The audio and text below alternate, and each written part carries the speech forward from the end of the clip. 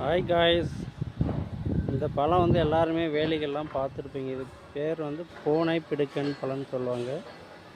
இது வந்து yellow colour ஆச்சுன்னா பழம் வந்து க்ரீனாக இருக்குது. இது செம்ம டேஸ்ட் இருக்குங்க. இந்த வெள்ளரி பழம் சாப்பிட்ருக்கீங்களா? அது எப்படி இருக்கும், செம்ம வாசனை அதே சேம் தான் இருக்கும். அது இப்படி தான் இருக்கும் அந்த பழம்.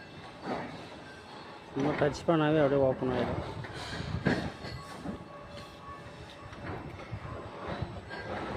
இதுதான் இருக்கும் ஃப்ரூட்ஸ்.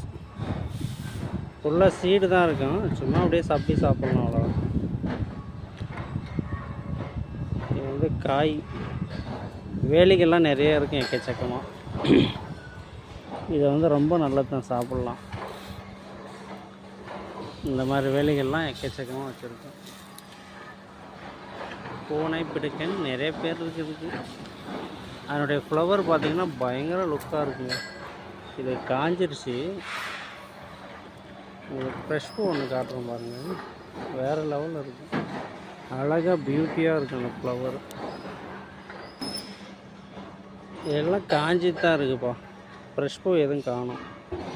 செம்மையாக இருக்கும், பயங்கர லுக்காக இருக்கும் பார்க்குறதுக்கு. இதே காஞ்சி சுருங்கிடுச்சு. பூனை பிடுக்கன் பழம் ரொம்ப நல்லது, வேலிகளில் இருக்கும். பறித்து சாப்பிட்டு பாருங்கள். எல்லோ கலர் ஆகும், அப்போ தான் பழம். இது வந்து காய். பழம் எங்கேயாவது இருக்குமான்னு பார்த்தா எங்கேயும் காணும். உங்களுக்கு பழத்தை உங்களுக்கு போடுறேன், சாப்பிட்டு பார்த்து உங்களுக்கு வீடியோ போடுறேன், பாருங்கள். சூப்பராக இருக்கும்.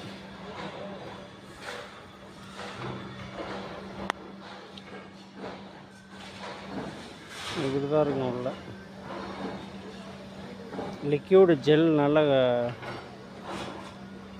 ஆமணக்கு எண்ணெய் பார்த்துருக்கீங்களா? அந்த மாதிரி நல்லா ஜெல் பதத்தில் இருக்கும்.